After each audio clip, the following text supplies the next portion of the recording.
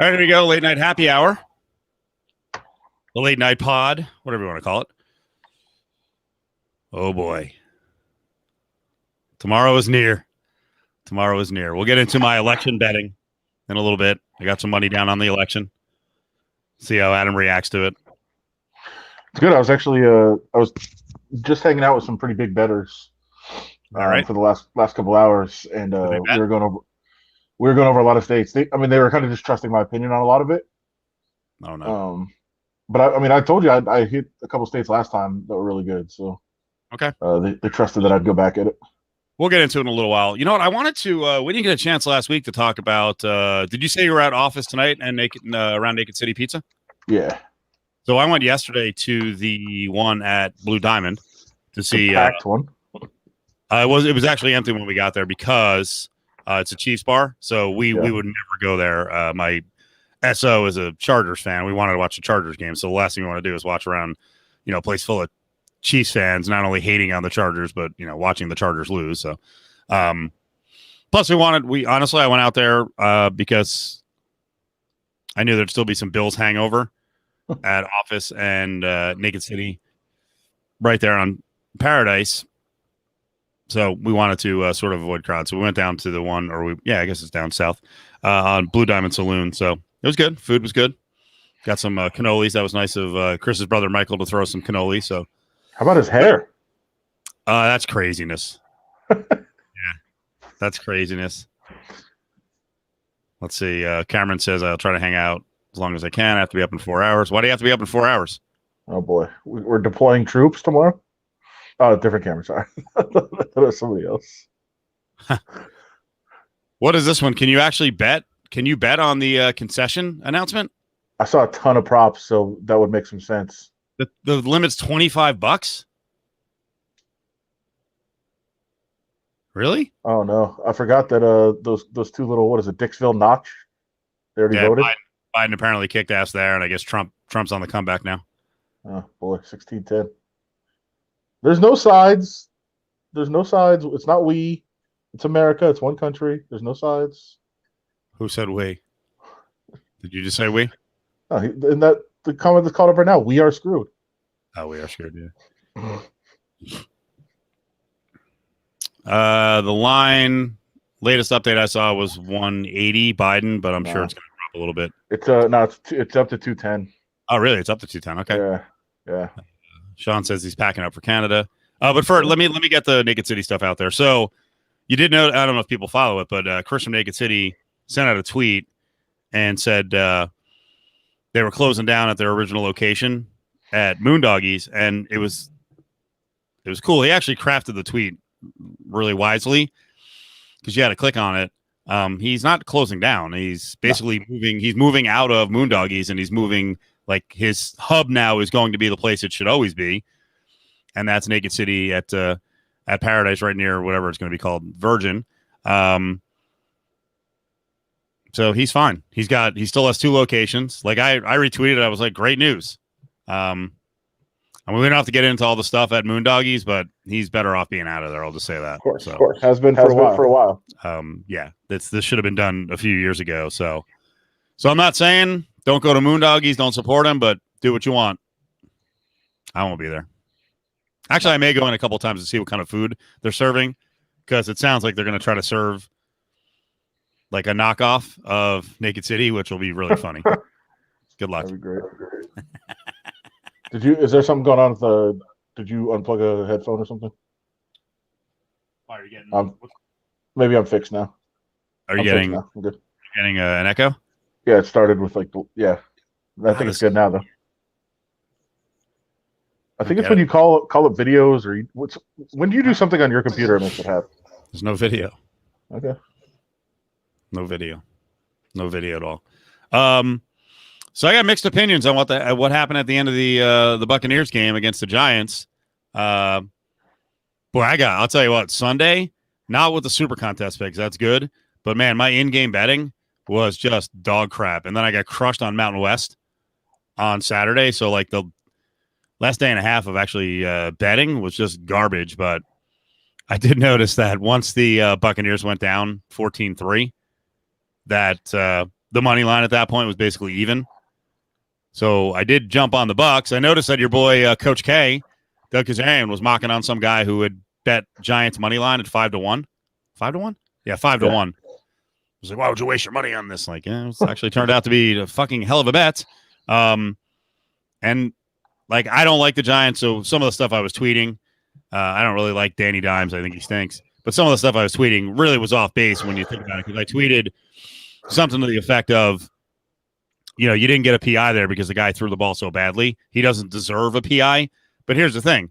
By the rule, if your defensive back fucking trucks the wide receiver, even if the ball is like a yard inside, it's PI. They threw the flag. I would love to know what went into the conversation. Like, you threw the flag.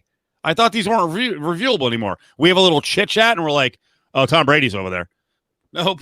No, so I said no flag. What the I hell said happened? as soon as they started having the conversation, I said to the people I was with, I was like, "Nope, there's not going to be a flag." Like, once they start talking, And by the way, I actually got plus money, so I'm pretty thrilled with the Bucks. And then I took plus 5.5 on the Giants, so I'm very happy about how that went down. But yeah, once they started talking, I knew it was off. Now they said after the game, because there is a pool reporter. When there is a controversial call, there's a pool reporter that gets to ask something. Right. And they give the most. It's useless because they give the most generic answers. Like when Gabe Jackson got kicked out of the Raiders game, we had a pool reporter go in and ask the referee a question, like what happened. And he said it was determined that there was an illegal foul. Like what? Like yes, we know. That's why people get like what happened? What did you see? Like they don't actually give any real answers. Did you watch the All 22? Like, did anyone actually reveal what he did? Nope, I haven't. He didn't do anything. And that's by the way, my like 70% of my days the last couple of days have been trying to figure out how to properly make GIFs off the All 22. Like that's my new thing. Because I'm like, why am I watching film all the time and not like sharing the content ever? Yeah. So, I know. I think were you the one who said? I know someone said it. They were like, they've been doing stuff like that for like 5 years, and all of a sudden there's Twitter accounts that have like 90,000 followers just clipping all 22 plays. Yeah, like do it. You watch it all the time. You may as well clip it. Yeah. So I've been I watched it from both angles. Now it does kind of cut off, but you can see nothing really happened. He's on top of him. He's kind of pushing him down, but the allegation that he stepped on him, that was not the case. And I really couldn't see anything from either angle on the All 22, either the sideline view or the coach's view from behind the play. So I never saw anything. So the pool reporter that went in said the contact was simultaneous. That's just not true. That's incorrect. That's bullshit. That's incorrect. Now I would agree. Like I think the rule should be that if it's a bad throw, you don't get rewarded. Like a receiver trying to come back to the ball for a bad throw should not get rewarded with a pass interference. But totally agree. But it's the rules, right? But it is until they change it. As much as I needed that to be incomplete so I could win both ways, right? Like I was very happy with the outcome. I was like, this is bullshit. That's not true. That's not how it goes. Like you call that all the time. Mm-hmm. So I was mad at the call that helped me because I just think it's referees are they decide too many games. And I've said any close game that's ever been played in any sport is decided by the officials. And I know people don't like to hear that, but it's just true. That's how it is. And in this case, that was the officials making a decision. And I'm glad that they had a conference and said, "Hey, what did you see? What did you see? How did you see it?" And came to a conclusion, but they didn't come to the right conclusion. I don't think it was an egregious call. I don't think it was an obvious pass interference. I think the guy did make a play on the ball, even though he didn't have his head turned. He knocked it away. He stopped the ball before it ever got there. I can see an argument for not pass interference, but 99% of the time when they throw the flag, they make the call. And you can't just change your mind because it's the end of the game. That's ridiculous.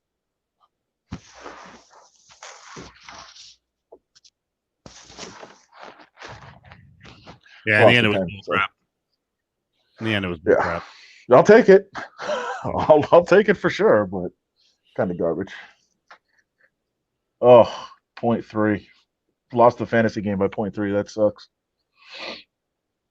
How'd you do in fantasy this week?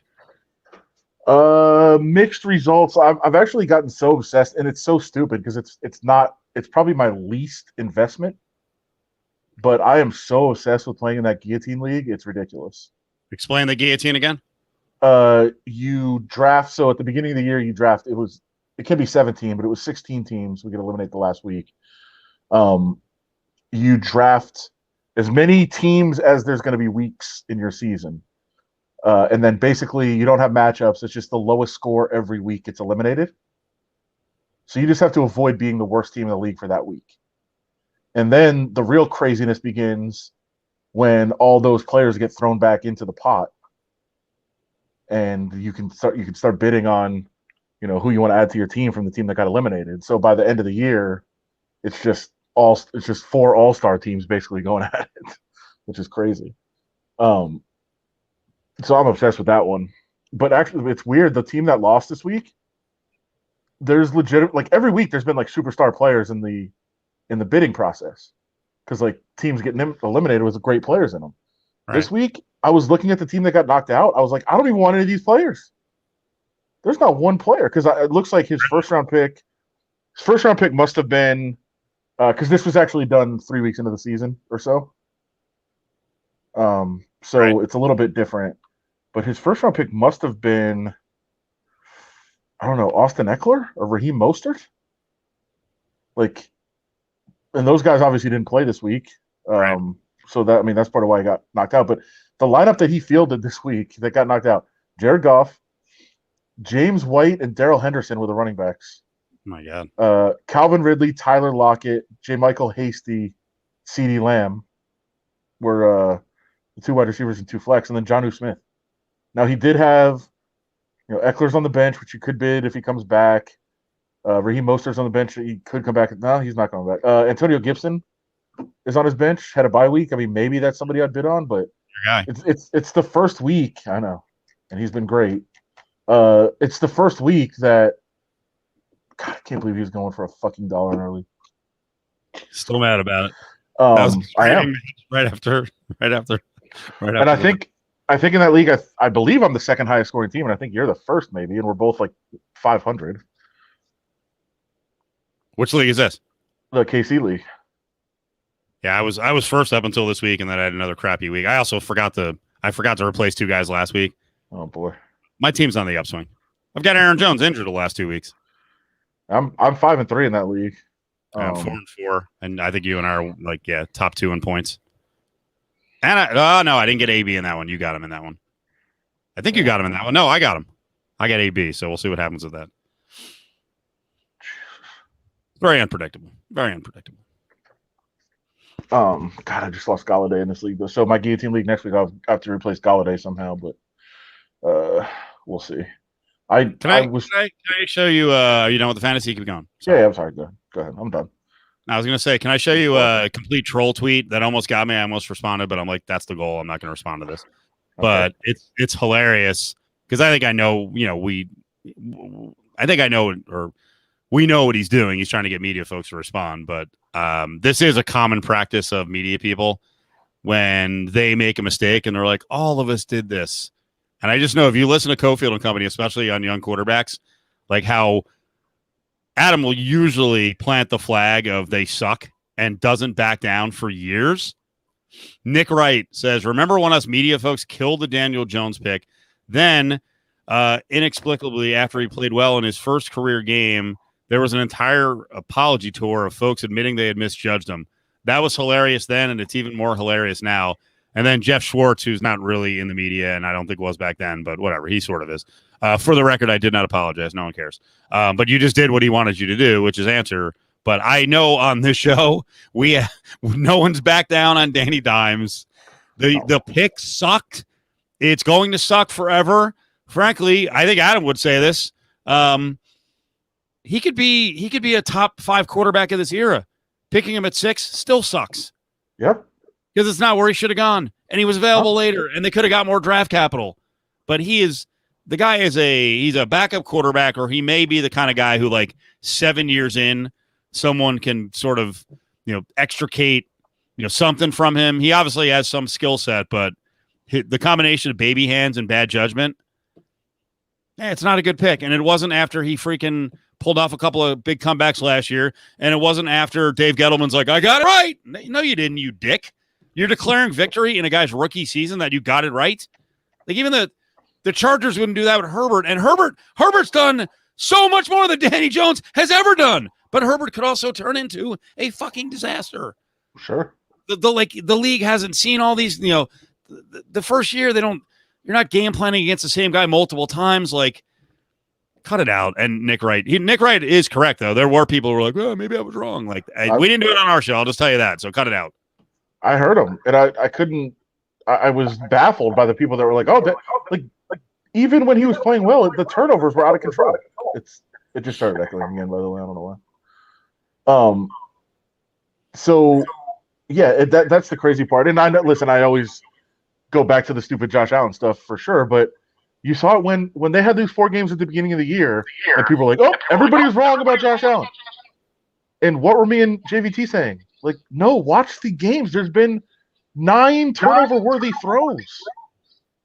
Just because they're dropping them doesn't mean he's playing better. That's insane.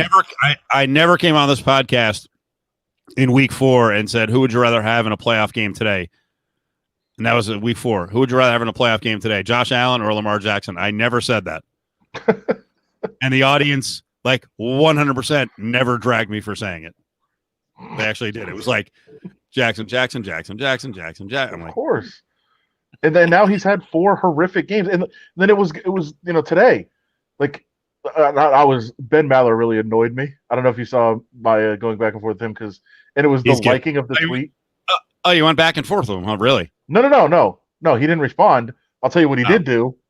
So I have a very good friend. No, I have a very good friend named Pat. He's a huge Bills fan, really good friend of mine, back to high school, and we still argue about it because he is a diehard Bills fan. We've traveled to games together. We love him, and he's like, listen, stop shitting on Josh Allen all the time. I'm just trying to have hope. Like, it's all we have. I'm just trying to hope.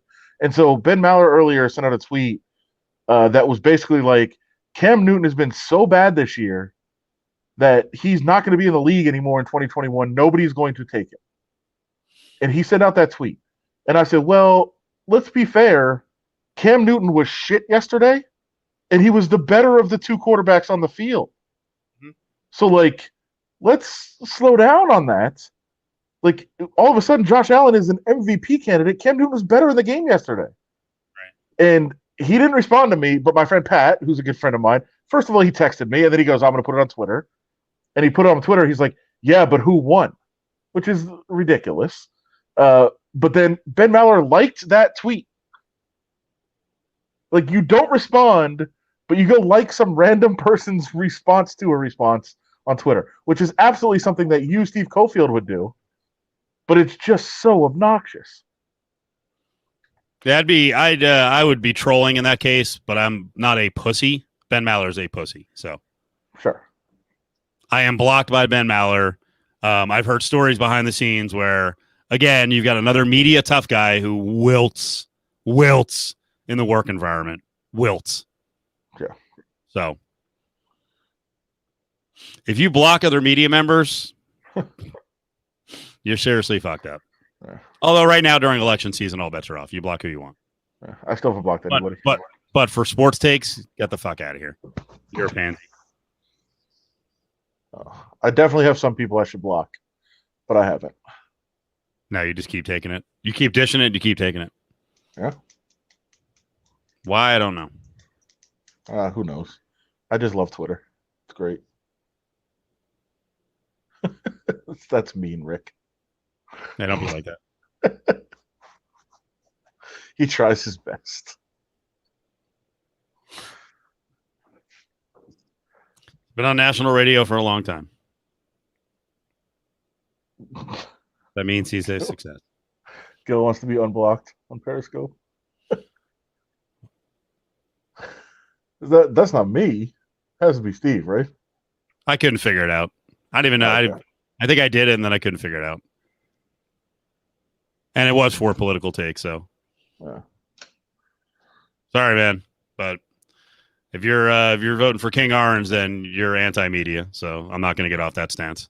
So it comes with the territory. If a guy's going to say 500 billion times fake media and these people are awful people, then guilt by association. That means you agree with them.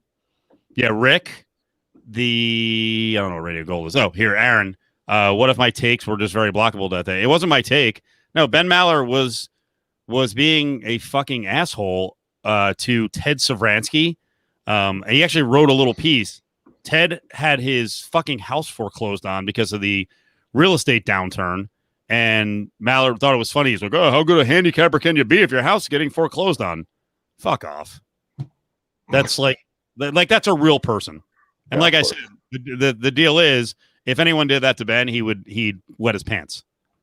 Sure. So cut it out with the tough talk. To me, that's over the line. You don't start taking personal shots at someone when they're going through freaking foreclosure, in a terrible freaking real estate downturn.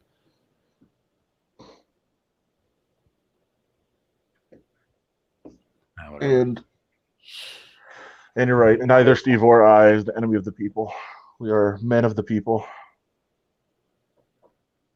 Yeah, and I did, and I stated why. So that's it. I'm not backing off that stance. So that is true, because you've also done that in your personal life. Not to go too detailed, but Steve is not. He's not blocking you for a political opinion. It's if you do support that certain jackass, you're supporting his, the media is the enemy of the people and anti-media stance, which is how we make a living.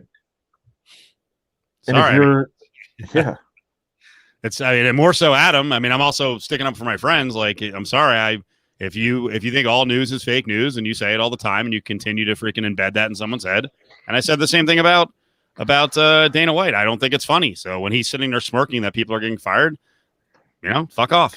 I'm not contributing to you. Not that my little show or this podcast can, is going to make or break the guy, but I don't want to be any part of that. So sorry. Truth comes out. And no, we actually, my girlfriend has a friend who was over here during the summer, and she started spewing all this QAnon bullshit and media stuff. And I was like, get her out. And she left, and SO just went out with her the other day, and she's gotten like even crazier. And I didn't tell her, but I'm like, she ain't ever coming over here, like ever. I will never forget what she's saying. Sorry, #never forget. So I should be above it, but I'm not. So, and you know what the great part is? This woman works on the Strip. What's wrong? I'm just reading comments. Sorry. Okay.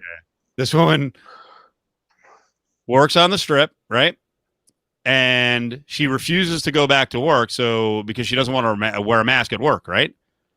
But she is collecting unemployment, and I said to the SO, I was like, "You paid for the meal, right?" "Oh yeah, I paid for the meal." I was like, "What the fuck?" Anti-government, anti-socialism. Yeah. She's QAnon. She's anti, mask. The some in the government are infringing on her liberties, but she's going to take the government money, isn't she? And she's going to take her friend's money for a fucking meal. God damn it. By the way, I saw some polls on QAnon, and my God, like, what my prediction? I know that there's a lot of crazy, like, Trump has turned the Republican Party into just a shit show. I actually feel worse for actual Republicans than I do for most people. But like, because actual Republicans despise Trump, obviously. I was like, well, even in this Trump party, I would say like 20%, 25% maybe would believe in QAnon. But I saw numbers close to like 45%. Like 45% or so of Trump supporters believe QAnon, or at least some of their theories. Like, are you fucking serious? Like, that's where we've gotten? But that's also why, like, things are so divided and so crazy. Like, whoever, if he's out tomorrow, like, this doesn't stop. No. I think it gets worse for a while. I actually, I was looking at what's this guy's name? He's kind of a right winger for business. I have no idea what his stance was or has been in the past, but you ever follow or see a guy named Jesse Kelly? Yeah. So I saw him tonight say He reacted to what the Rittenhouse kid is being held on $2 million bail, Yeah. and he tweeted something out like, "What if we need him tomorrow?" Oh my God. Yeah. So it was like, actually, I don't know. My home state near my parents actually needed him on Sunday, but my guess is that Rittenhouse wouldn't have been firing off shots at the Trumpers who were blocking the Garden State Parkway. So Or the ones that tried to attack the bus. protest is protest, right? I thought you were protecting businesses, protecting the people. Yeah. So that's one of those. I mean, talk about the hypocritical stance about people getting so angry. Who's the fucking jerk off Clark County school guy? Is it Kevin Child? Yes. Right? And he got outed like 7 years ago for going, should we be allowed to run over protesters? I don't know. I guess then if you're cool with that, then the Parkway protesters should have been run over by a tank. You know, it's like you don't get mad in those cases. Yeah, you have the right to protest in this country. Either way. Like the folks on the Parkway and other shit. I mean, I would flip out. I would have been, I don't know if you saw any of the video, but people are starting to drive on the grass. There's not even a fucking doubt in my mind. I would have been driving in the fucking grass and I probably would have gotten stuck. I don't give a shit. I'm not fucking waiting there. So, and then I would have been the one arrested, but whatever. So, my point on the Jesse Kelly guy was if Trump loses, they're actually in the long run, they're happy, right? Do you know how much business is going to improve for a lot of these people playing these characters? Oh yeah. It's better with him out, right? Well, I mean, and Trump's going to start his own. He's going to start his own network too. And he's certainly going to be out there, and so are his kids. So, like, it's going to be fucking wild if he loses. I don't mean like a couple of days of protest. I mean like years and years of probably, QAnon folks getting more and more worked up, and who knows what's going to happen if that. I mean, I don't know. I didn't even get to watch the video yet. I think it's going to annoy the shit out of me. But I saw. Did you see the video of some lady who said she had a BLM sticker and like 8 trucks were following her and then like cornered her? They're like threatening her, knocking the phone out of her hand, and the cops show up. They're like, "Yeah, we can't really do anything about it." I'm like, "Oh my god." Those Trump trains. Yeah, like how much of that are we gonna have? Oh, it's gonna be insane. I can't. It's scary. And like I said, I believe, it's going to get really bad economically and in all forms, no matter who wins. And it's part of why I do think Trump should have to deal with it. I think the ideal situation, even though I don't want to say it and I don't want to see it happen, I think the ideal situation is Trump winning and the Democrats having the Senate. Because I do think things are going to get ugly and he'll have to at least deal with that part, but a lot of his worst tendencies would get mitigated. I think that's probably the ideal scenario for the healing of the country and things to start going in the right direction again. But I mean, I'll be crushed if it actually does happen. But I think that would be the right way to go.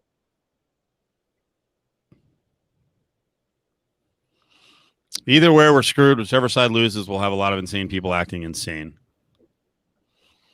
I will say if Trump wins, there's going to be a lot more insanity on the streets. Sure. Because I don't know that these Trump trains are really going to be, going out and trying to attack people, and get crazy in terms of protesting. But I think it's the long range effects of just how like the most hardcore Trump fans. And again, I don't think all Republicans are necessarily Trump fans, but I think the most hardcore Trumpers are. It's what they're going to do just day to day on social media and out and about. Really, if we do have to go into more of a lockdown status again because of the masking stuff and because of, essentially the masking is the second part of it because of COVID, they're going to go apeshit. Yeah, and I would say I had this discussion again tonight, but like, do people realize? Like, yes, Biden does want to put a national mask mandate in, and I think he should, and I think it would be great. And people are calling it, it's all political, it's just a scam, like all this stuff. Do people realize? And nobody ever has an answer back for this. Like, the only answer that people had to me tonight was, "You're in a bar. You shouldn't, like, if you really cared, you wouldn't be out." I'm like, yeah, I'm not sitting near anybody and I have a mask on. What are you talking about? But they don't actually respond to the point. But like, okay, if it's a political issue in America, and we're only doing this because we're trying to screw over Trump. Why is Austria tonight going into a 1-month lockdown? Is that about our election? Why is Italy and Germany locked down right now? That's about our election? It's a political issue? They're trying to affect our election. Yeah, I'm sure that's what it is. Trying to scare. It's an orchestrated effort worldwide to try to scare people into voting against Trump. I'm sure that's what it is. It's just such a fucking ignorant, nonsensical stance to have. And like I said, instead of answering the question and responding, the response was, "You're in a bar. If you cared, you wouldn't be in a bar." Like, that's not a fucking answer. Yeah. Answer what I'm saying. Answer what I'm asking you. How can you say it's only about politics in America if all these other countries are shutting down? Oh boy, how much time do you have? What's that? What is Q? Oh, Cofield is Q. I thought it said. Oh, Cofield is Q. Sorry. Absolutely. Sorry. Yep. Cofield is Q. I'm all about stuff. Yeah, England too. Pedophilia. And yet I keep going to pizza places, so go figure. And I also pointed out that's love pizza. So and this was the other conversation that I had of, and somebody, because I did go to Mexico during the summer when most things here were closed. And when I came back, what did I say when I came back? It is amazing how well everybody follows protocols there, and how, like, hey, you have to wear a mask everywhere. You have to distance. You have to do all these things. There's not arguments. There's not fights about it. You just do it. And my friend that was there, one of my friends that was there is European. Well, he's American, but he moved to Europe 2 years ago, and he was saying the same thing. He was like, yeah, it's just so weird to be back in America and back in, when I'm in LA, and like it's this whole battle of, oh, you got to wear a mask and you got to sit outside. He's like, in Europe, we just do it. Like, wait, yes, is he back right now? Or you're talking about back in? No, when he was back. Okay. Yeah, because he actually lives in Austria, and there was they're going into lockdown tomorrow, and there was a terror attack over there today, which he thought was related to the fact that everyone went out tonight because this is the last night you're allowed to go out, and he said, like, they knew everybody was going to be on the streets, so it'd be a good time to strike, so kind of was related there. But yeah, he just said it's not like an issue, like everybody just does it. And guess what? They handled the cases a lot better than we did, because nobody was like, I don't want to wear a mask. I don't want to distance. I don't want to do this. I want everything open. You're like, okay, we did it. We shut down. Everybody did what they're supposed to do. We got rid of the cases, to an acceptable level, and then we reopened. The problem here was we kept fighting it and fighting it and fighting it. And then we said, okay, we're not going to do it until we get to this, most places like a 5% positivity rate. And we never got there. And because we were fighting it and fighting it. And then we're like, oh, let's open anyway. And that's why we're having more and more problems with it. Like, people don't understand, like, the fighting it is what was the problem. I mean, there's a lot of other problems too, like taking our scientists out of China and, pushing it onto the States. Like, there's a lot of mismanagement, but, what the people could have done is follow the ordinances, follow the rules, and just got into a better spot. So let me give you some betting options. Someone's asking, who do you have winning the election? I say Trump. Well, here's the thing, and this is actually a big question, because we talk, I love rules. Mm-hmm. So Jesus Christ, did you see the fucking wall they built in front of the White House? Oh my God. Oh yeah, I did. Wait, Adam Weinstein. Shit. Wow. Yeah. That's crazy. So my question was, and I think so they're basically anticipating if he does win that, man, I hope there aren't people trying to scale that wall. Is there like a moat in front of it too? Probably. They said it's unscalable. Is it? Yeah. Well, supposedly the wall in Mexico was impossible to get through, and then people are climbing right up it. It doesn't even matter. That was shit. That was a shit wall. There's a picture of the wall. Also, yeah. It's insane. There's our house. Get a good look at it. There's our house. And it's our house. Look at it. You can't even see it. And Mexico paid for it too. Yeah, that's awesome. Yeah, they paid for this wall too, huh? Yeah. There it is. Is there any chance it's a Photoshop? Can you find other pictures? I mean, they said they were building it. It could be a Photoshop, but they did say this morning they were putting up a wall. Well, if you did a Photoshop, wouldn't you make it higher? Wouldn't you have it like basically you can only see the antenna on top of the building? No, you have to be able to make out what the building is. I'll just I mean, say the person that posted it is pretty legit. I mean, Adam Weinstein's a pretty legit reporter, so I mean, I don't think it's that's fucking insane. That's wow. awesome. So when you're talking about the betting, and especially the who wins the presidency Right. bet, be very careful when you're out there, because I am absolutely going into this election believing that Joe Biden wins the popular vote, Joe Biden wins the electoral college, and Donald Trump is still the president into next year. Well, that would be the case anyway. So what do you mean? I mean, past January 20th. Okay.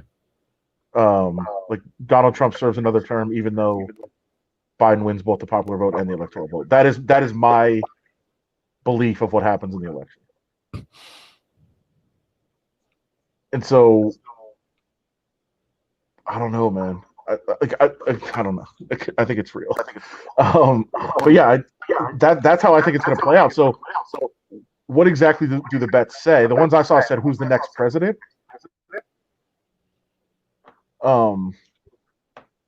So is it who wins the electoral college? You win the bet, or is it who's president on January 21st? Like, I don't know how the bets are phrased. So definitely be careful. It looks fake with this guy I put in front of it too. So it looks like the same wall, but probably fake. That's the TMZ photo. Huh. Wow. Does that look fake to you? Does that person look fake? No. I think it's a real wall. All right. So how would he stay for another term? So there's a couple of ways for this. My bets for state by state are electoral. Okay, yeah, state by state I think is different. I just think the overall winner I think is the question. You can bet both the popular vote and the presidential election. There's no option to who will be the president on February 1st, which I think you want to bet.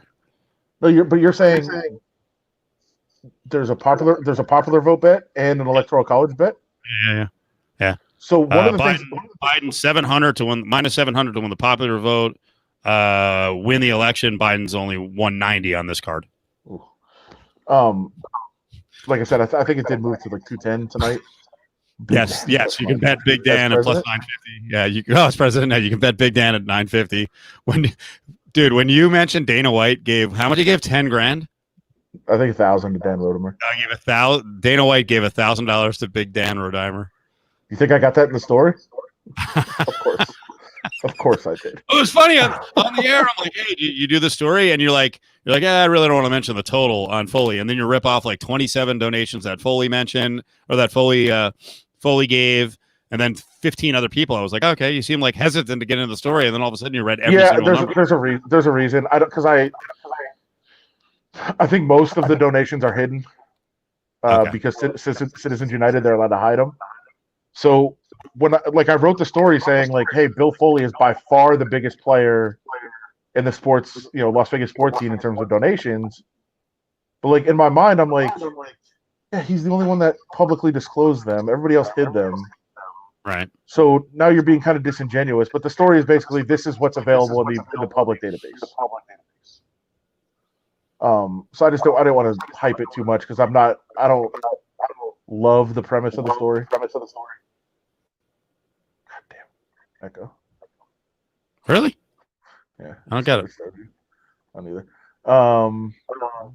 Is that right? You're tracking wrestlers and who they donate to? All right. It's so easy to do. If you go to the FEC database and just type in somebody's name, and especially I found out there's so many like $5 donations and things like that.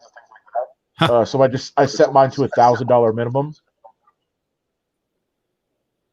and then just search like every name possible. Interesting. And then there was also some other controversial things that I don't want to get into. Let's say I found some dead people that had made donations. Really? Yeah. How And, recent does the donation have to be in there? I mean, it's up Like, to the day. well, I'm saying if you died and you gave, you died in freaking August and you donated in July. I'm saying somebody died in 2018 and made a donation last week. I don't even get who is that? A Vegas person or is it Herman Cain? Who is it? And well, it's basically somebody donating. I think donating in somebody else's name to get around election laws. Oh, really? Yeah. But I'm like, I don't want to. That's why I was like, when I'm doing the story, I'm like, all right, this is weird. Finish up. I'm not going to call it a conspiracy theory, but Nick was asking. So wait, go back to what you were talking about with how'd you put it? So Biden wins popular, he wins electoral college, and Trump's president in June of 2021. Yeah. So there's How a does that couple of work? ways. There's a couple of ways. Challenges? Or is this your governor conspiracy? It's both. I think it could be either one, but I mean, it's going to happen. Like Trump said at one of his rallies tonight, if we don't win tomorrow, we're still going to win. Like he knows what they're going to do. There's all these different ways to go about it. So the most like feasible ones, I guess you could say, is one.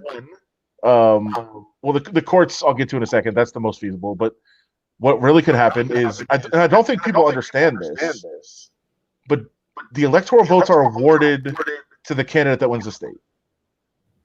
But there's no rule or law that they actually have to go to that person.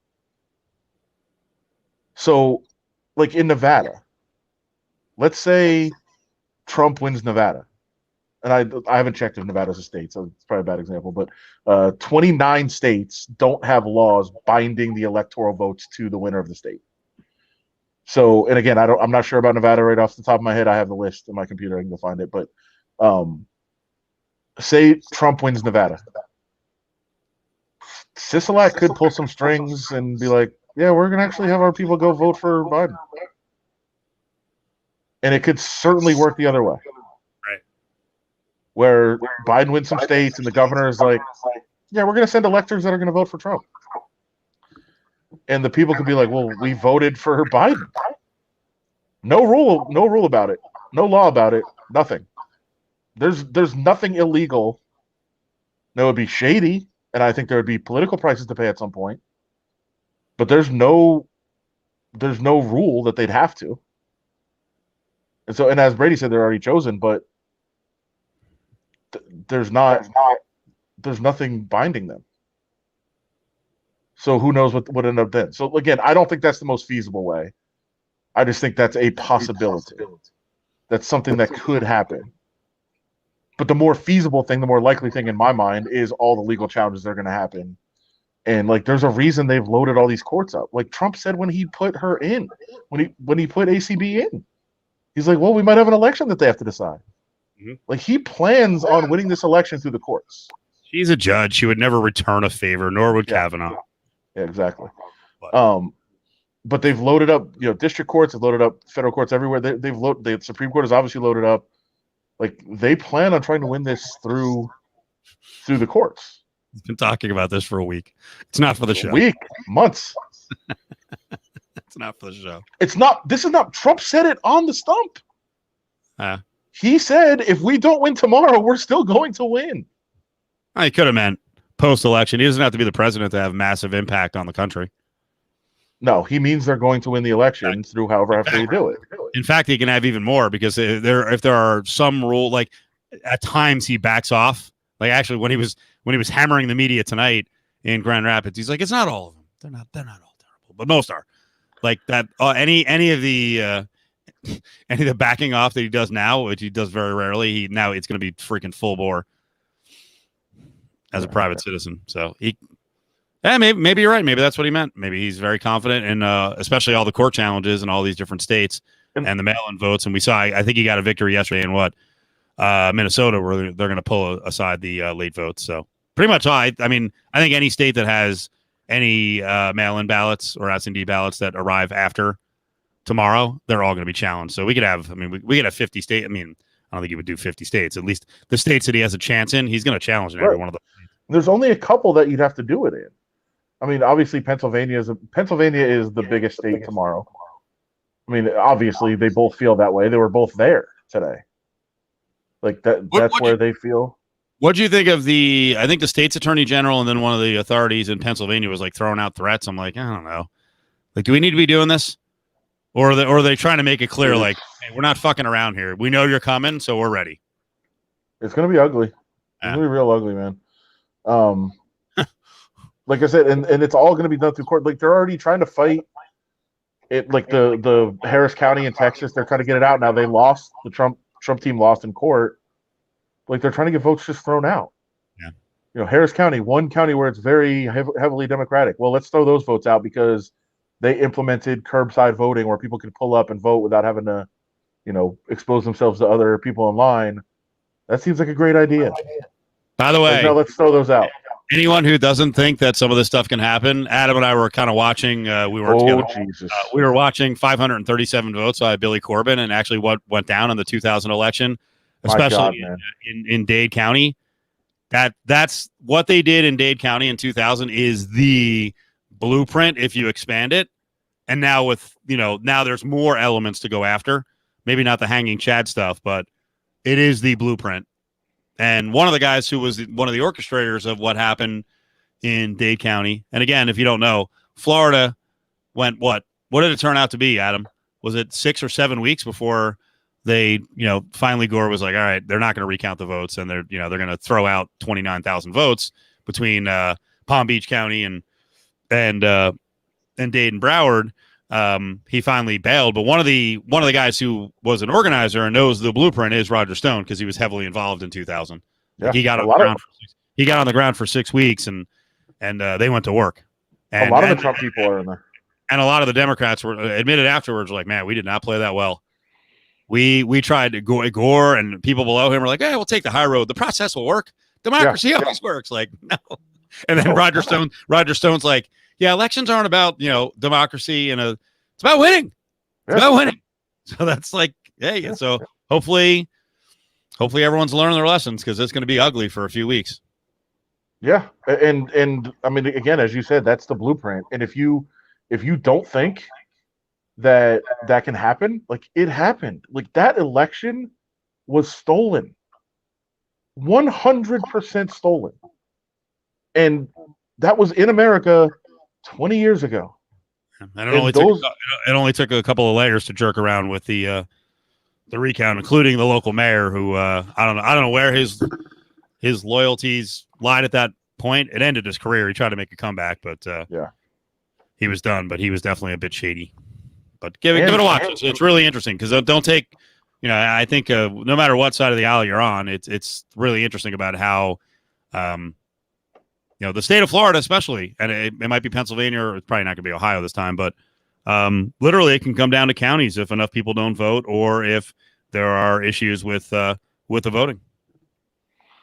So, and basically, if you're watching that, what they're saying is, hey, we knew that if the votes were counted, we couldn't win. So we had to do everything possible to make sure that the votes weren't counted, and that's what happened. And if you think it can't happen again, because it doesn't have to happen everywhere. Like, your local election, like here in Las Vegas or whoever you're watching, your local election probably going to be fine. But if you fuck around with like 3 precincts in the country, fuck around with Detroit, Milwaukee, and Philadelphia, you win. Yep. And that's all that happens. And in that documentary, like, the people that were on the Republican side, on the Bush side, were basically like, yeah, we fucking stole it. And the people on the Gore side were like, we just figured, hey, eventually we'll count the votes and the best man will win. That's not how it fucking works anymore. The Republicans in that never said we fucking stole it. But basically, they were. Well, it's not basically. They never said Stone and the other guy, the other fucking jackass that's in that other documentary too. We're like, yeah, we knew we had to do this. That was the only way we could win. Yeah.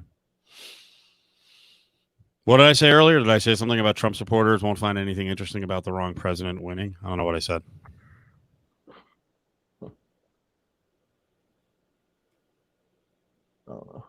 Yeah, it was Brad Blake.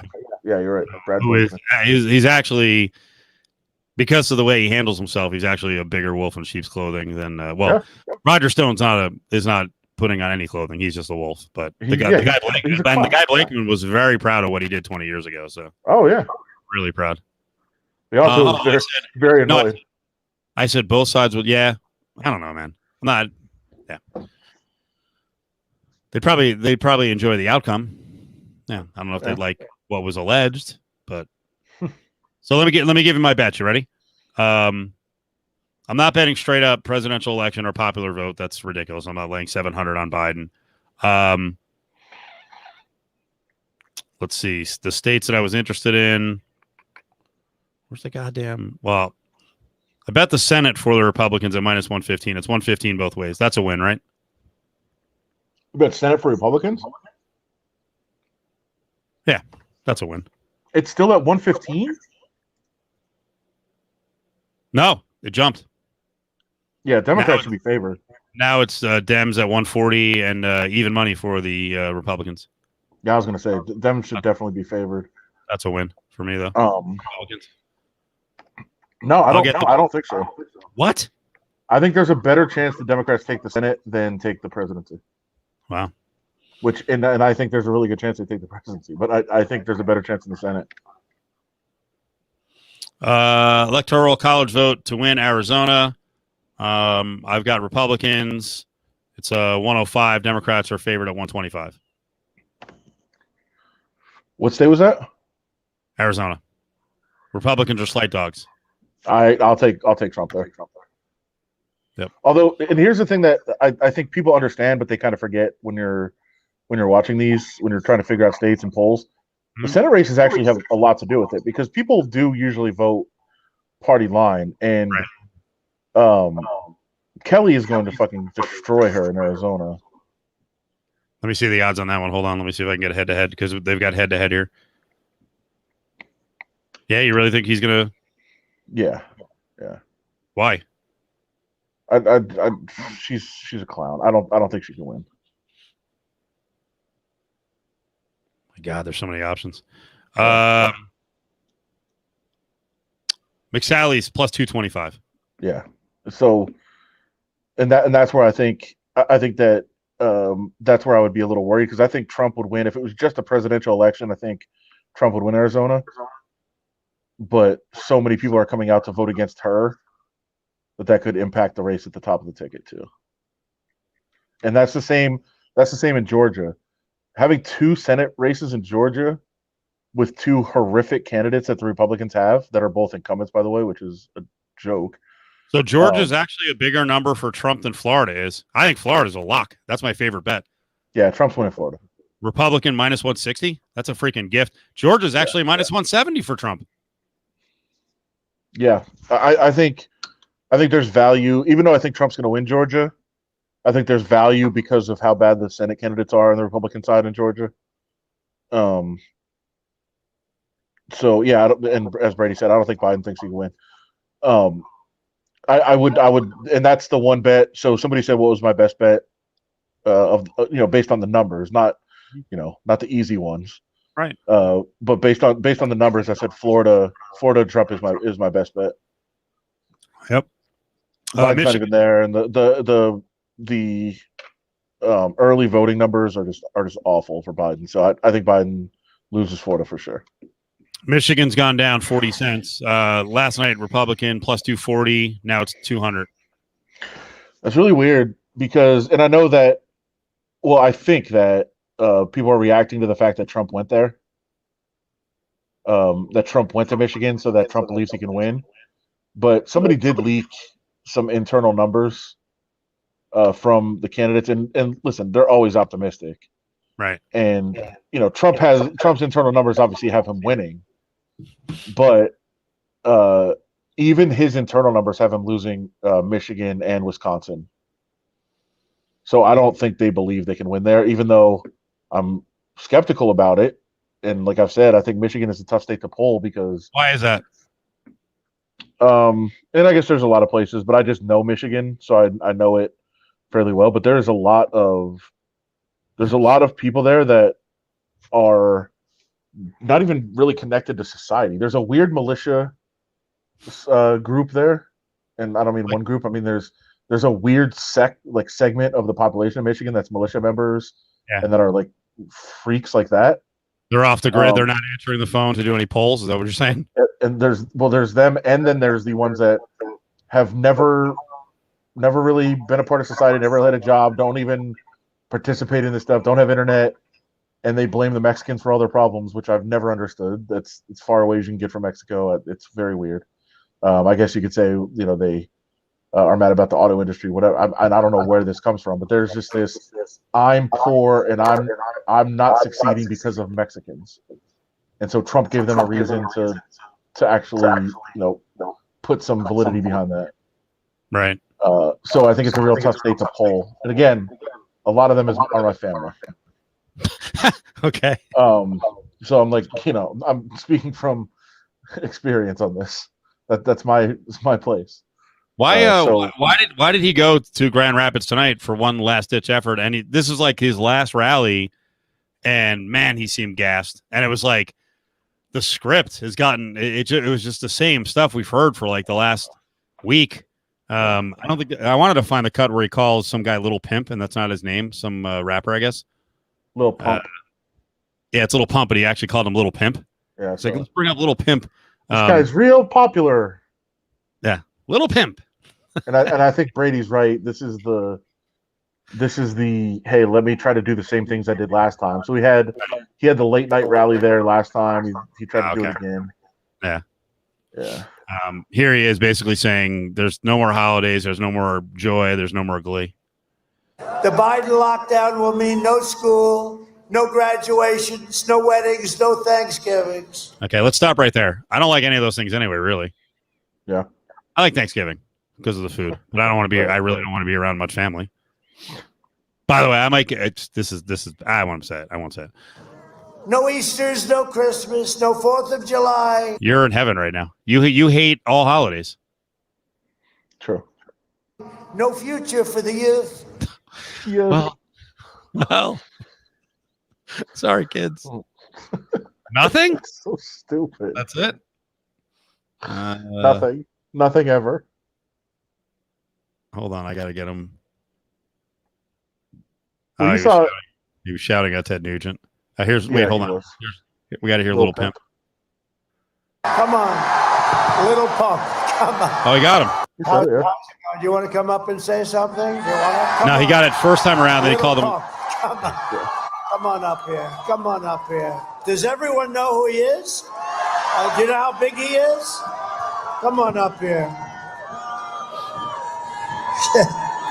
That's a nice hat. Come on, say something.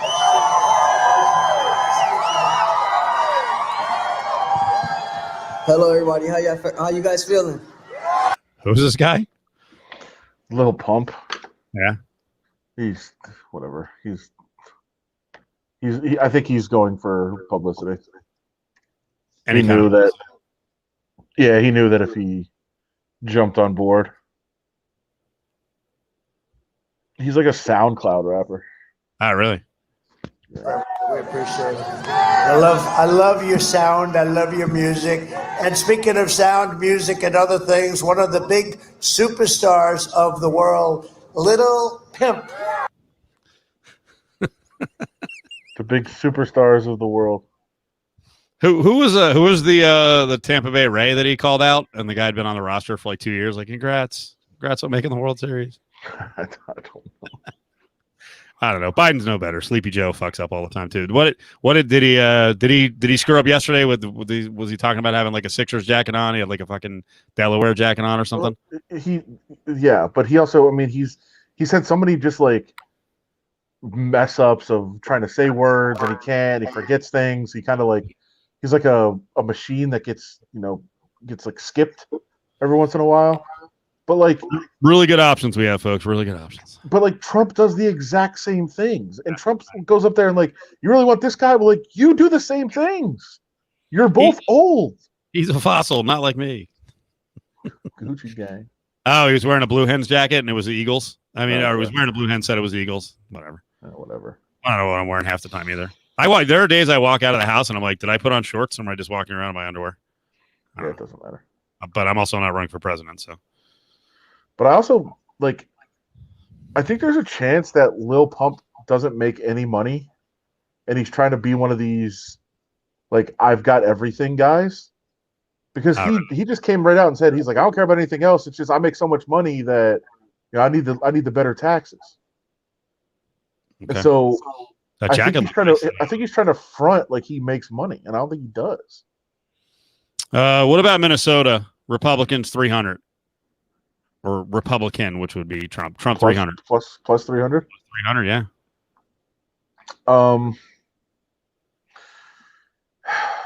Yeah, I hate saying this. Like I said, Trump's internal numbers have him losing Michigan, Wisconsin, and Minnesota. Okay. He doesn't think he's going to win there, but I'm skeptical of all of it. That's why I'm making these bets. Democrats 450. So Biden 450 in Nevada. That seems like lunacy to me. I don't know. I talked to somebody today that said it should be like minus 900. Really? Yeah, that the numbers are really, really good. What else did I bet? North Carolina. I got this lower yesterday. This is like 40 cents up. Republican minus 140. Yeah. There's been some good internal numbers for Biden in North Carolina, but again, it's just it's very hard to be optimistic, obviously. I would probably bet Republicans. All right. Ohio, that's why I bet. But there is a lot of numbers saying that Biden's going to win, but I would probably bet. Dude, if I lose every one of these, I'm not going to be shocked, but I'm interested to see what happens in a lot of the really close ones. Ohio's down about 20 cents, so Trump is minus 290. Ohio a cinch. Ohio's a shithole, so yeah. And then there's Pennsylvania. Trump is plus 140. Let's do it. God, that makes me nervous. I mean, I feel like the numbers say he should be much bigger underdog, but it's such an important state. I'm actually, believe it or not, I'm sure nobody's surprised. I'm actually on RCP right now, so let me check. Brady's saying Biden gave it one more shot tonight. Yeah, he's not going to win Ohio. Whatever this weekend. So it's definitely in toss-up. Oh wow, they moved Michigan and Wisconsin and Minnesota too. So right now the latest RCP map, which is Real Clear Politics, for those that want to follow, it's really, really good. They've got Trump at 125 locked in. They've got Biden at 216 locked in. So Trump does have to win most of these toss-up states, but let's also keep in mind, Texas is listed as a toss-up. I don't think it's a toss-up. I think Trump. Biden's plus 300 in Texas. Yeah. So Biden doesn't have to win as many of the toss-up states, but he does have to win a few. Trump has to pretty much sweep the toss-up states. Pennsylvania absolutely is listed as a toss-up. So is Michigan, Wisconsin, Minnesota. Latest here. Oof.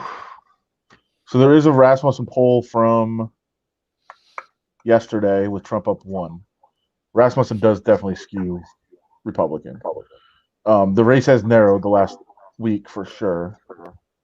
Real Clear Politics average has 49.3 to 46.7 for Biden. So Biden up 2.6. That's within the margin of error. So I certainly wouldn't say it's an easy one. Let's see. Trump up 2 in the Trafalgar poll. Biden 5 in the Marist poll. Biden 7 in the Monmouth poll. 6 in the Reuters poll. God, I mean, there's some good numbers, but certainly a couple of them are not good, and the fact that it's within the margin of error um on the average is not overwhelmingly encouraging. So Biden plus 2.6 in the average. The final 2016 Real Clear Politics average was Clinton by 1.9. Right. So Trump finished 2.6% ahead of the average poll right before 2016. Right. Biden is up exactly 2.6. 2.6. Yep. So I would think it's fair to say toss up. Yeah. What Chief was asking about California, I think is Stop. I think it's 16-1 for Trump. New York is 10-1. Maryland's 14-1. So bet it. You should bet. Bet it. What? Let me see what final Maryland average is. You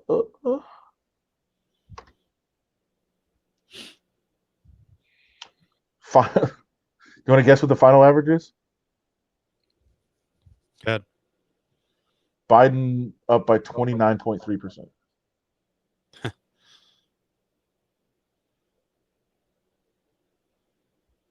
Well, there is a 3.5% margin of error. So I'm gonna say Maryland is going to Biden. That so not much value at 14-1. No. Can you bet the other side? Can you bet Trump or can you bet Biden at minus like 3,000 or something? Yeah, you can. Yeah, I'll do that. I mean, I would think. Anyone who's betting, well, I mean, anyone who's got the money to bet for fucking drink tickets in wherever in sports betting should be loading up on these states. I mean, honestly, like, minus 3,000 and 4,000 in the state where the win is an expected 20 points. Why wouldn't you bet that? Well, the problem is, I guess the limits offshore are probably pretty low on minus 4,000. Yeah. Senate. Yeah, Utah minus 4,000 for Trump. Good people up there. So you said sorry if you have to go find this one, but you said the Kelly McSally race wasn't that out of control in terms of betting? McSally was plus 225. Yeah, I mean Kelly. The final average polls he's up like 6. So, and I'll tell you what, the betting, the amount of different options are incredible. Like you can try to bet special props for like percentage of the popular vote, like Biden less than 47.49 plus 475, Biden between 47.5 and 49.99 plus 350, and so on. That's pretty cool. Yep. Biden total votes popular. You can bet over 79.5 million, under 79.5 million. Take the over. I think I would take the over on both of them. There's gonna be so many votes. The over under on total votes is 149.5 million, which actually seems kind of low to me because wasn't the total last time around like 133, 132? Yeah. No. I guess so. No. Yeah, it was like, I thought it was 65, 60, 65, 61 and a half, which is about 126. Oh, you're saying total? Yeah. Total votes. Yeah, I mean, you have to include the other candidates. Didn't the Green Party guy get like 3.5 million? I'm just doing total votes in the election right now. I think this is Bet Online, Pro Martini Maker. Yeah, Bet Online.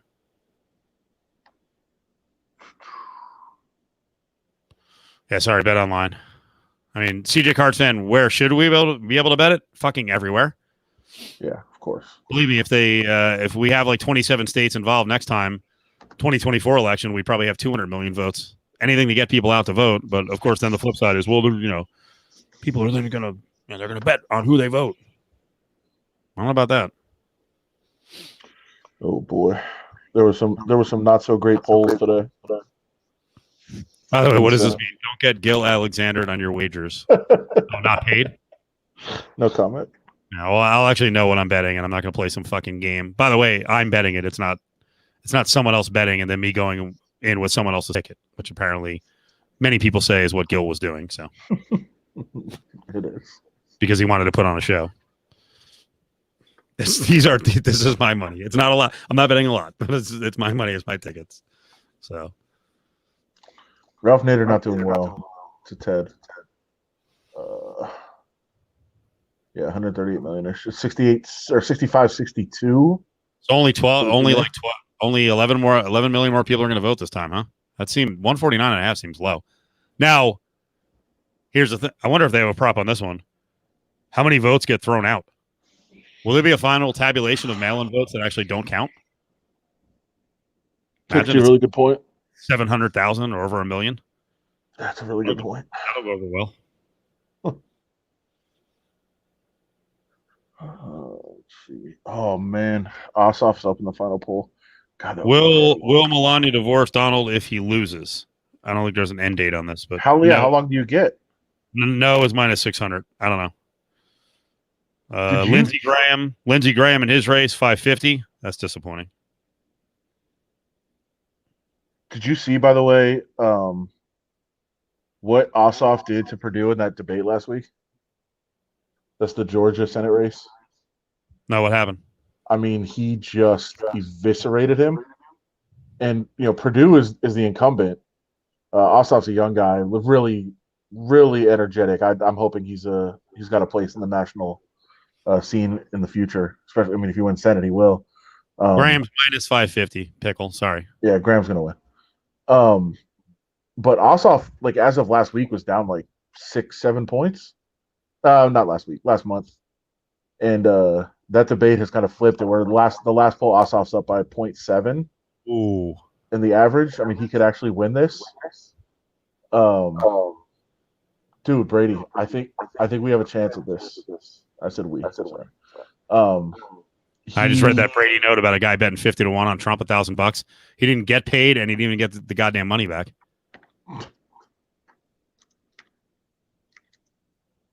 I think he could beat him. Like that's one of the races I'm watching the closest.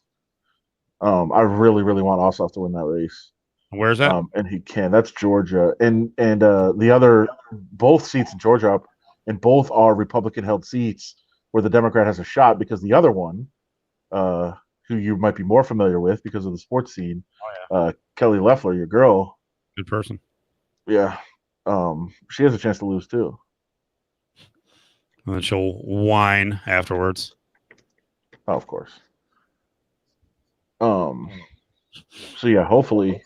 Just it's like I don't feel comfortable calling a woman a giant pussy, but she kind of is.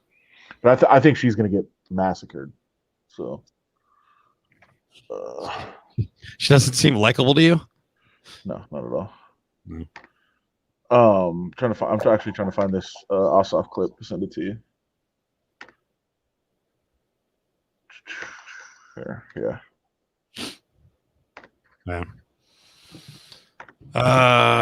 Again, so Ted's asking, okay, not betting wise, what's your gut feeling on who wins? I think Trump. Wow. I think in the long run, once all the challenges are done, yeah. Now that could mean he might be dealt a 10 million vote loss in the popular, but that's not the way our system works. So.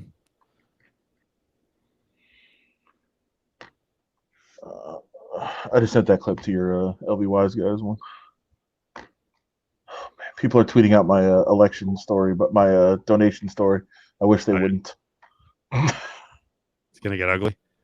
I'm not proud of it. Why? Stuff. You think Foley will come at you? Huh? You think Foley will come at you? No, I don't.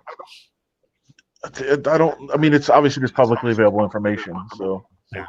Well, Foley's going to get killed when most of his stuff is public, and that's not exactly fair because, like you're suggesting, there's lots of other people making donations. By the way, this is my friend who I mentioned earlier, Pat. I talked about you earlier. A lot of good Josh Allen talk. Missed it. They were talking about the Ben Maller blocking and trying to be all sneaky. Pat, if you're still there, Ben Maller not responding to me but liking your response to me is the most passive-aggressive bullshit ever. And that's just what he is. I mentioned you. I wasn't behind your back at all. You just weren't watching. It's not. It's how would you not trash him? He's been terrible. 4 straight Here we go. weeks. I was going to argue with a commenter on Josh Allen. He doesn't get enough on the air. No, it's a friend. It's not a comment. Oh man! Did you get that clip I sent? Yeah, you want me to play it? Yeah. Because by the way, when Ossoff did this to Purdue, There you go. Look at Trafalgar, Nevada. Trump up, razor thin. I got to bet. That's one of the states I didn't cover. I got to bet that. That's a nice payoff. He just sent it to me too. Thanks, Brady, for ruining my night. Ready? Let's see these guys. Well, perhaps Senator Perdue would have been able to respond properly to the COVID-19 pandemic if you hadn't been fending off multiple federal investigations for insider trading. It's not just that you're a crook, Senator. It's that you're attacking the health of the people that you represent. You did say COVID-19 was no deadlier than the flu. You did say there would be no significant uptick in cases. All the while, you were looking after your own assets and your own portfolio, and you did vote 4 times to end protections for pre-existing conditions. 4 times. And the legislation that you tout. Is there a mute button? No, is there? I'm saying, is No. Purdue, is he locked down? Because he looks so uncalm. Like, wait, is he not going to punch this guy in the face at some point? No, and then he immediately left the stage after the debate and canceled the next one. He's like, "We're out. We're not doing this again." He's getting eviscerated. I got to see the answer. The PROTECT Act.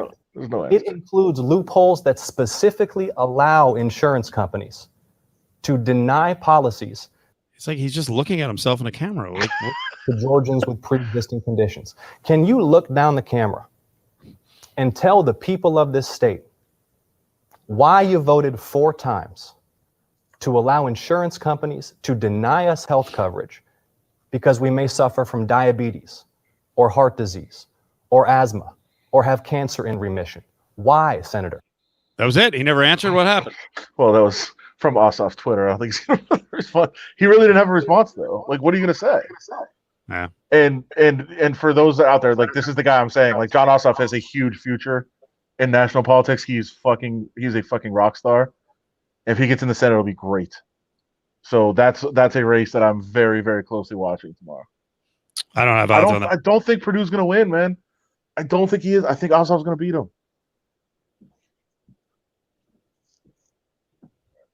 Lindsey is going to win. That is true.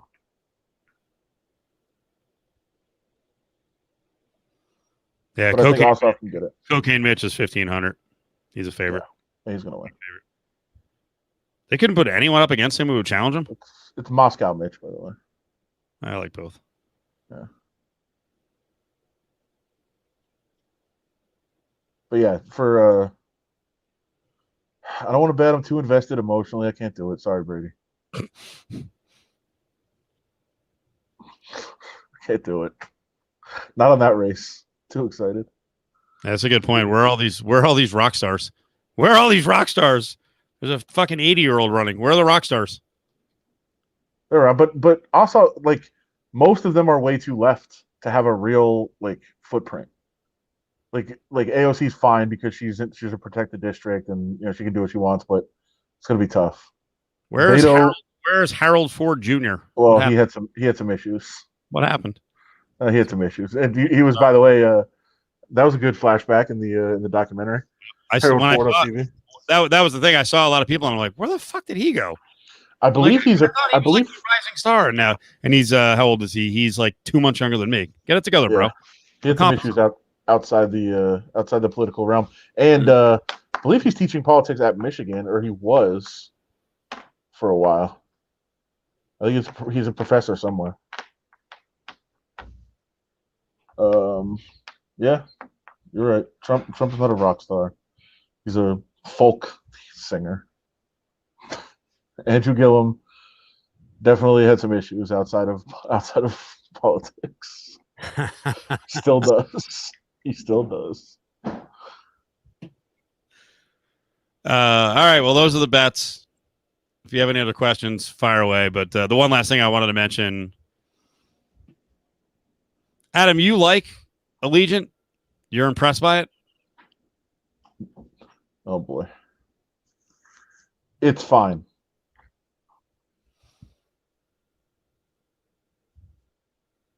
Why are you holding back?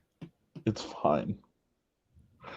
It's not because my judgment now might not be the same when there's people in it.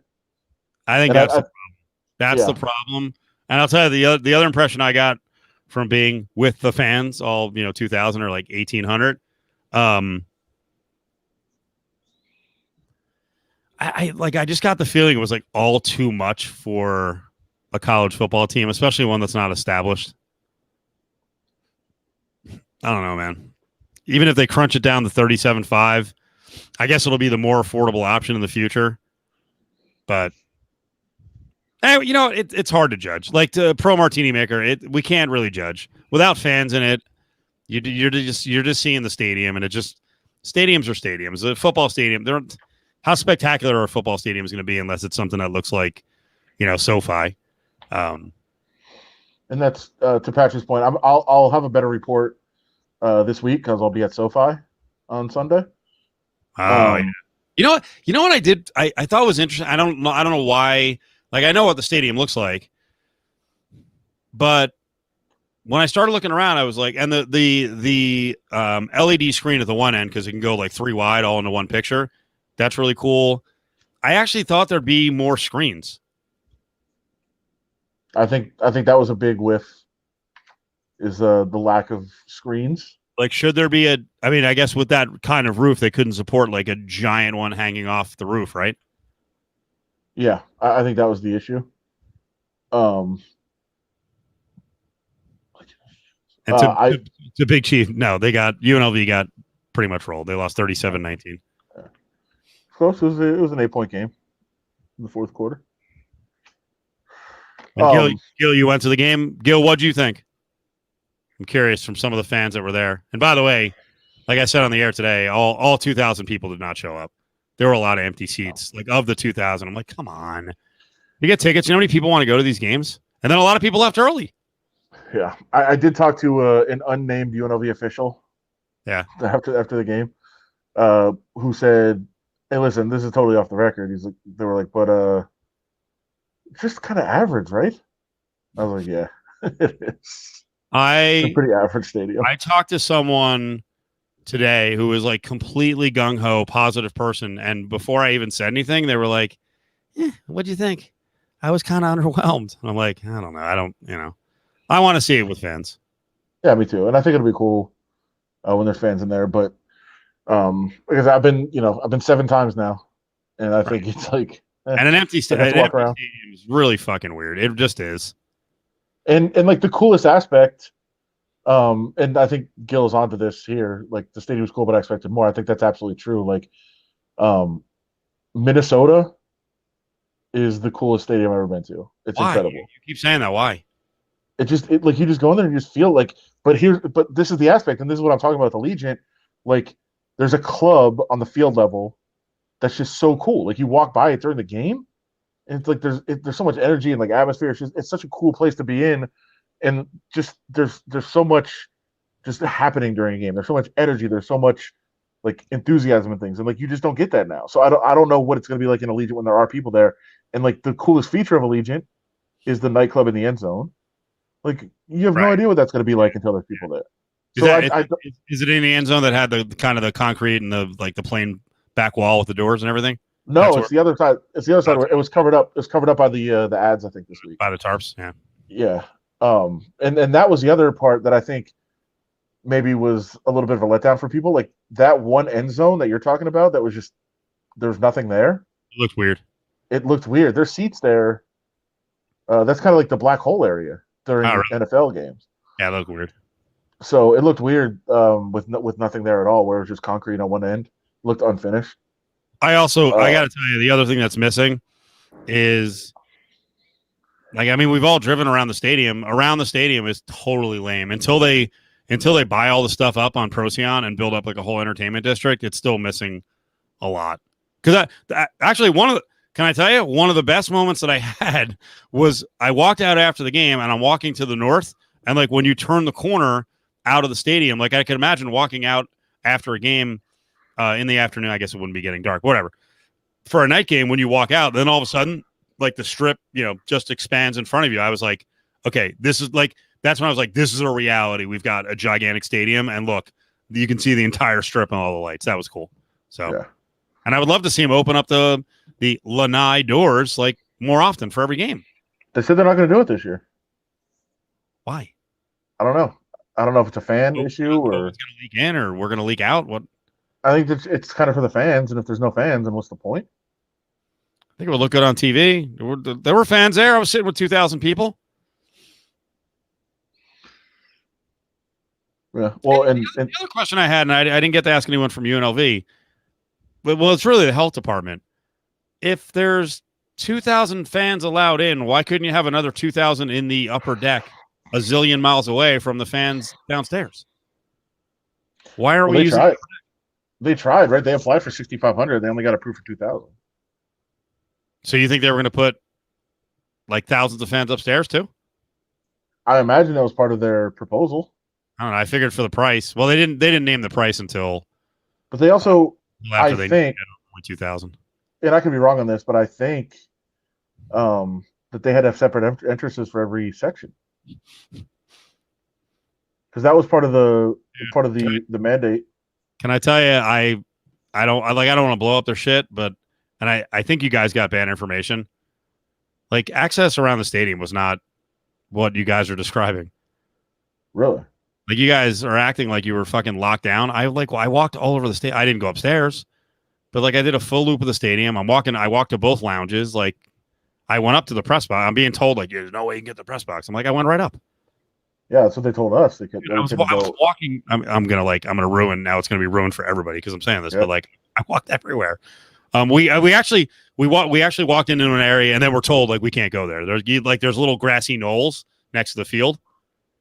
That have like another lounge downstairs. That must be like a really exclusive VIP. And we kind of did a circle. And then a lady came out. She's like, "Hey, you're really not supposed to be in here." And I'm like, "I'm the media. God damn it! I am working with UNLV. I need to be on this grass so I can see what Jay Norvell is saying, mocking on the rebels." So we did too. Like, God, to really go behind the scenes, the elevators were broken. I didn't know what was going on with the elevators. They were very tricky. Yeah, and so there was people standing there that were like, "Yeah, the elevators are down," and I was with a coworker that was wearing very high heels, and she's like, "We can't take the stairs. Like, there's no way. Like, I'll break my leg." You can. You wore heels. Yeah, and so we had to find find a back way through the stadium up to the higher level. Oh my god. So we wandered around too, but we really weren't supposed to. I've never. I was feeling a bit lost, but there were other people walking around, so I didn't start to freak out. But I was like, I don't know how the hell I'm going to get out of here. My worst experience ever at an arena, and it's also like a cavernous. It's not a football stadium, but is it still called the Bell Center in Montreal? Yeah. I couldn't get out of the building, and then I went out, and then I wanted to come back in. No, you know what it was? I started walking down this one stairwell, and I got to the bottom, and I'm like, like pushing on the door. I'm like, okay, I can't get out. Like, am I? And then you can't get back in the door that you came out to the stairs. I'm like, I'm gonna die in here. I'm gonna disappear for like a week in the Bell Center, and it's place is so big, people are gonna be like, I don't know where he went. Can I go through this? Yes, I saw so many questions that I feel bad that we're not answering a lot of them. So it's good. Center Bell. Will Stadium. So, yeah, I think it'll be actually better. Adam hates the Knights, the experience of the Knights game. So it's true. I think it'll be better. But I also think we're just going to drop off in Knights games too. I don't think it's going to be sold out every game.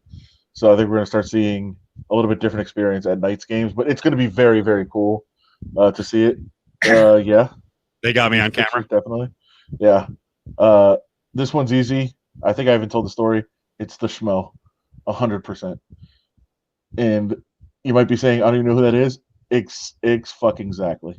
Yeah. He pulled it, and he pulled it really obnoxiously.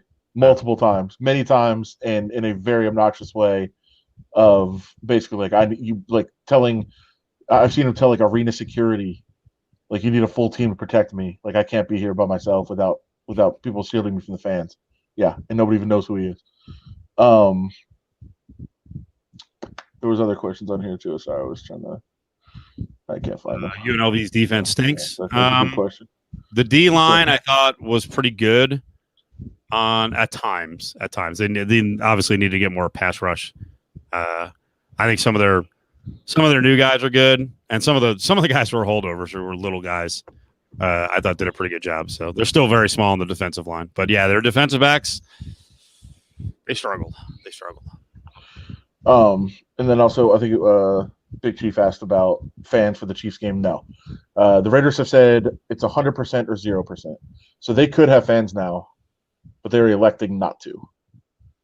So no fans for the Chiefs game. To be fair, after being there with 2,000 people, if that was the limit, for Mark Davis to go through the hassle, he's kind of right. Don't you think?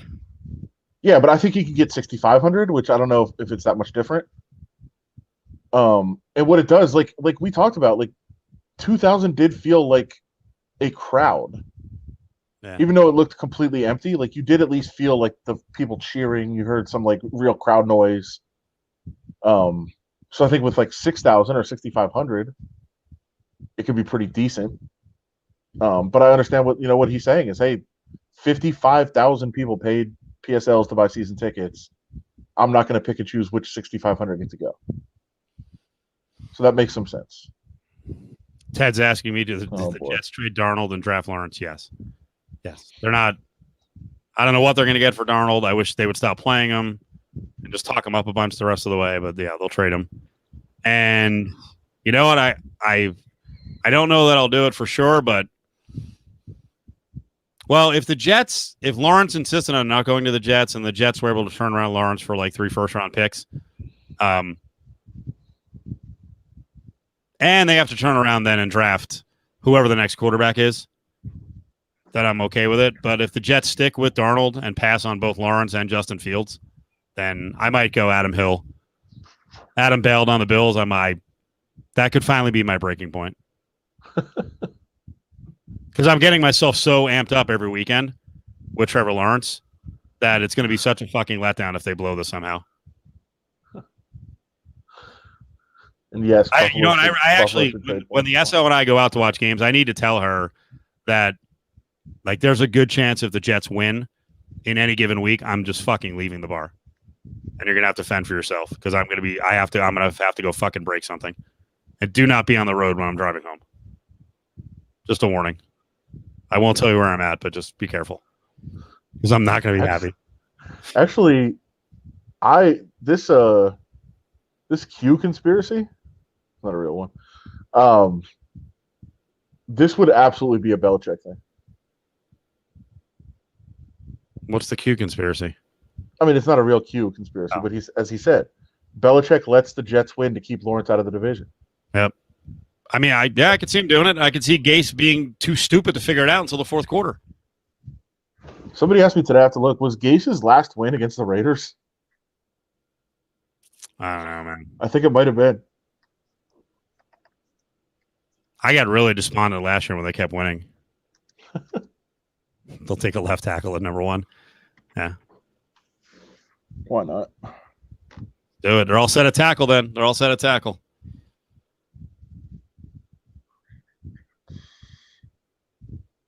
No, the Jets beat the Bengals after that, or the Dolphins, excuse me. And the Steelers. They closed the season strong. And the Bills. Closed fucking 6-2 or 5-2. Yeah, right. That's why they got the 10th pick. Like, thanks, Gase. Adam, what are you doing for election night? Are you actually going to a bar? Are you no. He can't do that. He can't handle that. No. I'll be charting and mapping and bunkered and yeah.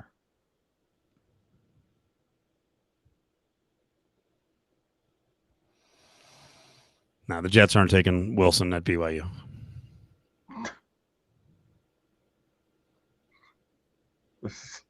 Brady's correct, actually. Too. You just have to cuddle a dog and drink some cheerleader beer. Drink the seltzers. That will be happening.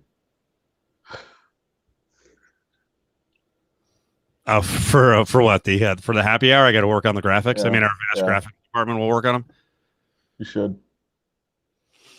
Now we're gonna have our political moderator, He'll be on, Alex Crawford, and we'll probably just pop everyone in here and there. But it needs to be going well for Biden, or all hell's going to break loose with our crew of contributors. You could live stream from the bunker for a couple minutes.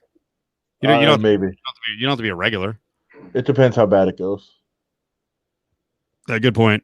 Ari was going to step up, but he's not. So, Brady. Alex is old enough to vote tomorrow. I didn't ask Alex last week if he voted early. I'm not sure if he did. Or who? Did you ask who he voted for? Or as a political moderator, is he not allowed to say? He's not allowed to say. Does the wall get knocked down tomorrow? What's the better chance the wall gets knocked down? Definitely a loss for the Biden people, or a win. Wall looks.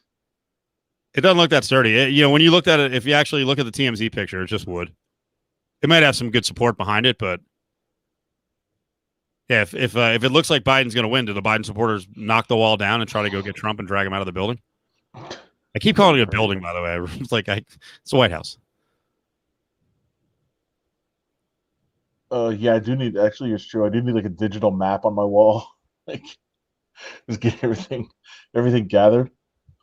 Actually, did You know what, Ari? I do want you take off Cofield and Company tomorrow.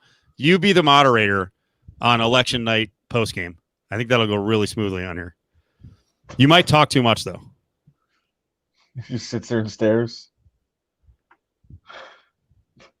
By the way, is there any conspiracy theories about Allie not being here? Nah, I think she fell asleep. Since she's the queen of conspiracies, then there's like a conspiracy about her not being around. Well, I'm going to try to get her on tomorrow. We were doing some politics with her last week, and she seemed to start. I don't know. She was fading, so I'm not even sure if she's into it. She's on the rebound. Maybe she got some hot number. It just sounded like my mother. Yeah, but not running for president. I would. If she flat earther, I would bet yes. Yeah, maybe a funnel infection. Too many camels. All right. A lot of women I know have scratchy voices. Doesn't mean they smoke camels. True. I didn't even see the pee funnel infection. It's very possible. Hot number. That's what it is. It'll be the longest day ever. I know. I'm just trying to avoid getting off here before I get into the intense zone. Christ. Oh, you know what? I wanted to set a prop. At what time during the show will President Trump declare victory? We're on from 2 to 6 Pacific, so do the math. What time does he declare victory? Is it sometime during Cofield and Company? No, it's after. He won't do it at like 7:30 Eastern? 8:30. Okay, that's the Pacific. show's on. Pacific. Really? That long? Yeah. Oh, she made the camel. Naked City and Summerlin, probably not. I think Chris is going to stick with just the 2 locations. Yeah.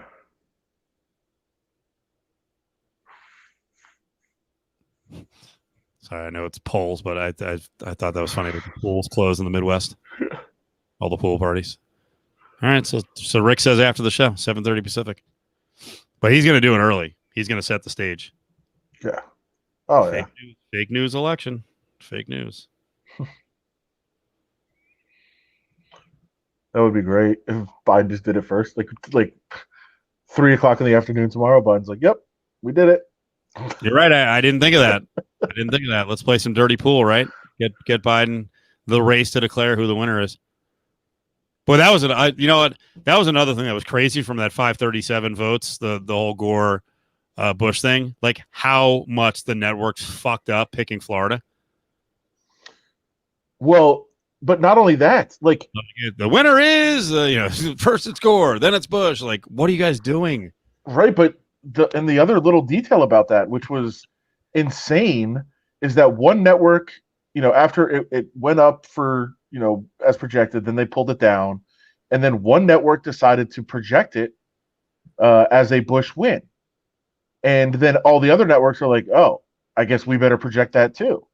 And so the only reason that it was projected as a Bush win was because one network decided to make the call. that network was Fox News, and the producer who made the call was like a Bush cousin. Oh boy. And so they just decide to call it for him, and then all the other networks are like, all right, cool, it's him. and then that was ended, and in the end, that was the basis for the Supreme Court decision. Essentially, was hey, it was called, like it's over. If you would have called it the other way, it would have probably flipped the other way. Just unreal. All right, we got to wrap. The day is here. Everyone enjoy it. We're back here 10:30 tomorrow night. Who the fuck knows what's going to happen? It's going to be crazy. I better win some of these. Well, do I want to win the bets? I don't know. I better win some of these bets. It's very important. D-Day. Stay strong. Thanks, bro. Ari is actually working on Biden win or lose by Friday. So no pressure, but I think we'll get him on.